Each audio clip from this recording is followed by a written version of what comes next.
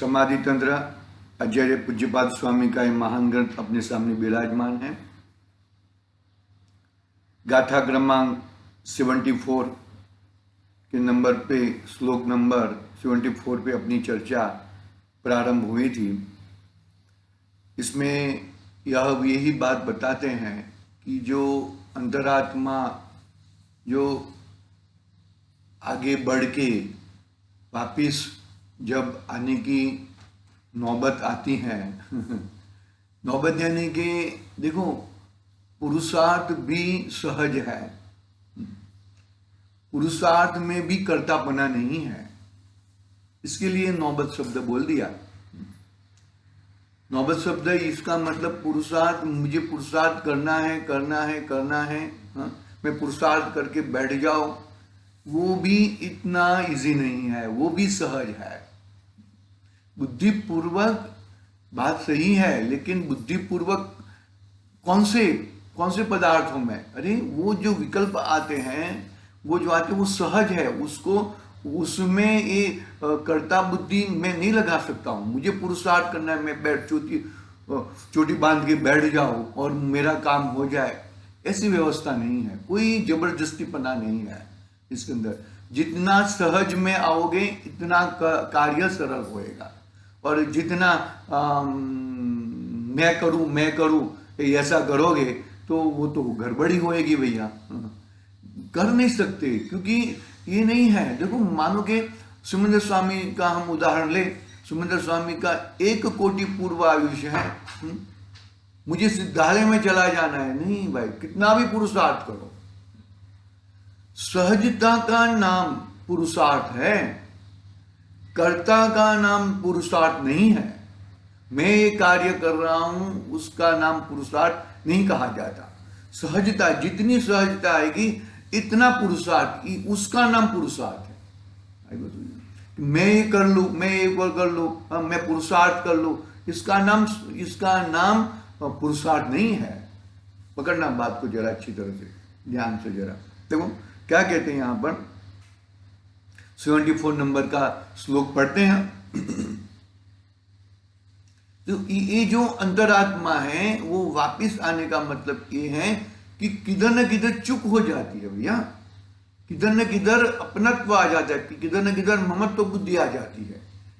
अरे आ गई, उसमें अटको मत, वापिस सहजता में आ जाओ।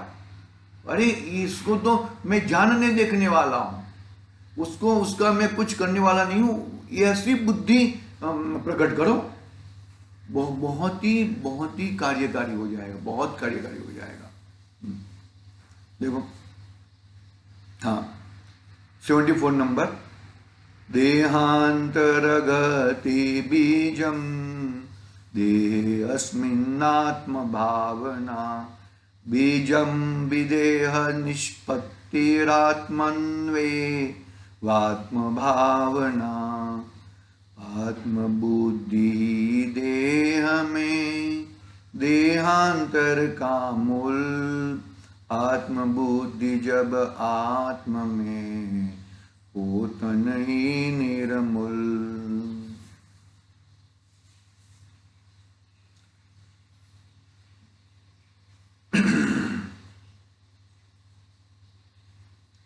देखो, इस मैं पढ़ लेता हूं, जरा अनुवाद पढ़ लेता हूं। इस शरीर में आत्मा की जो भावना है, शरीर को ही आत्मा मानना है, वही अन्य शरीर ग्रहण रूप भवांतर प्राप्ति का बीज अर्थात कारण है। इस शरीर में ही आत्मपना मानना, तो शरीर से छूटता, अरे सहजता है, शरीर होते हुए भी शरीर को अपना नहीं मानना, संयोग होते हुए भी संयोगों को अपना नहीं मानना। इस संयोग को टालना है, संयोग ये लाना है, ऐसा नहीं। ये संयोग मुझे भी कहा ना कि मैं वन में रहूं या गांव में रहूं, कोई मतलब नहीं, मैं मेरे आत्मा में रहना चाहता हूं, चाहे वो वन हो, गुफा हो, नदी हो, पहाड़ हो, कि मंदिर हो, कि घर हो, किधर भी हो, मैं अपने, देखो है वचनों से, आगे भी कहा वचनों से गड़बड़ होती है, वो आगे का श्लोक में कहा, वो बात बरोबर है, नहीं ऐसा नहीं है, लेकिन फिर भी तुम सहजता ले सकते हो।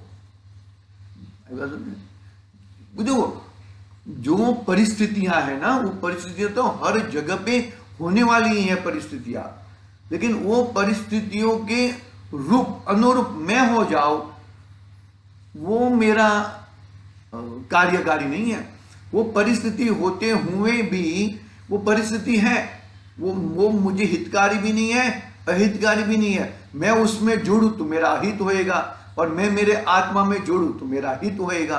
तो ऐसे वो सब पकड़ के, वो सब एकदम छोड़ के अपने आप को देखना, वो बहुत बड़ा कार्यकारी, बहुत बड़ा पुरुषार्थ है भैया। समझना, बात को अच्छी तरह से समझना चाहिए हमें इस बात को हम किस तरह से, किस एंगल से कैसे समझते हैं, वो एक बहुत बहुत महत्वपूर्ण कार्यकारी है भैया, बहुत ही महत्वपूर्ण कार्यकारी है। देखो क्या कहते हैं हम यहां पर, देखो आत्मबुद्धि ही, हाँ, तो क्या है, वो भावना शरीर में अपनापन है, वो नए भव की आने की भावना है। मुझे स्वर्ग में जाना है। अरे स्वर्ग में तो जाऊं ना, इतना तो पुण्य करूं, मोक्ष में तो नहीं जा सकता हूं, अभी पंचम आ रहा है,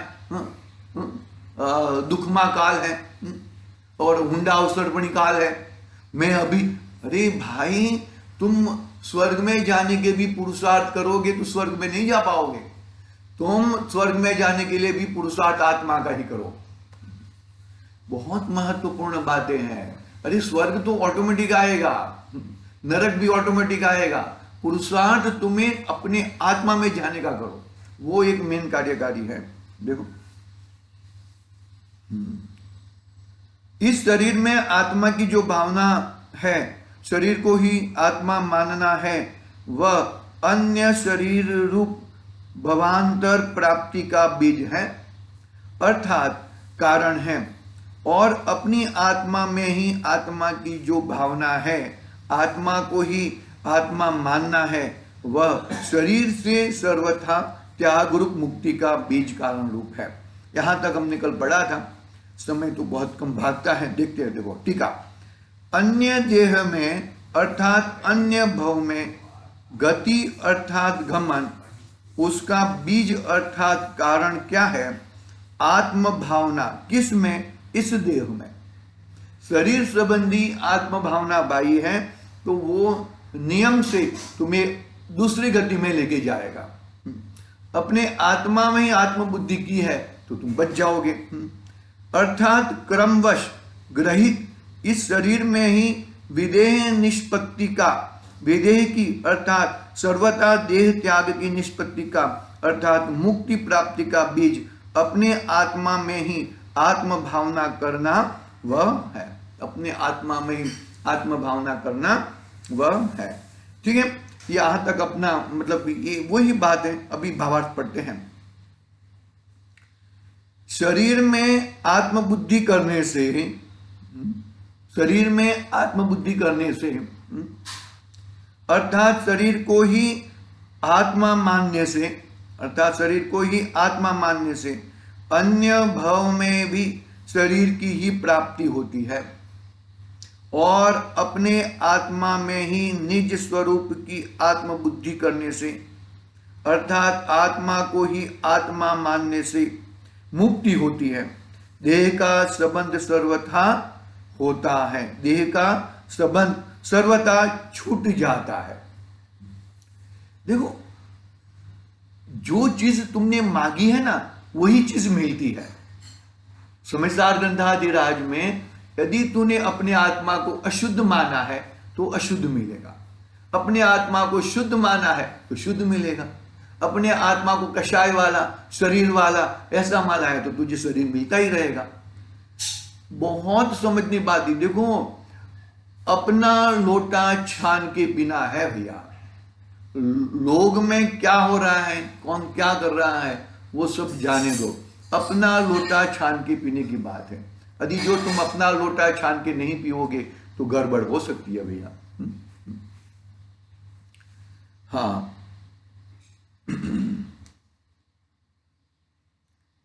इसलिए पुनः शरीर की प्राप्ति न हो, पुनः भव न करना पड़े, इसलिए ज्ञानी को शरीर में आत्मबुद्धि का त्याग करके अपने आत्मा में ही आत्म भावना करना योग्य है।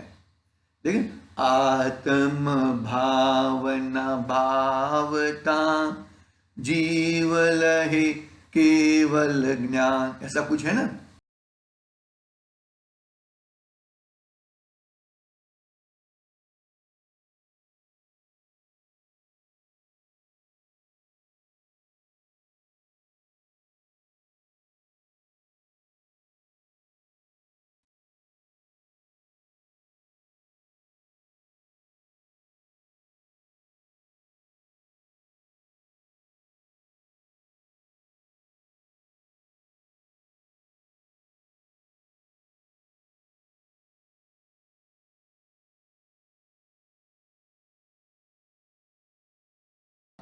पुनः भव न करना पड़े, इसलिए इसके लिए ज्ञानी को शरीर में आत्म बुद्धि का त्याग करके अपने आत्मा में ही आत्म भावना करना ही योग्य है।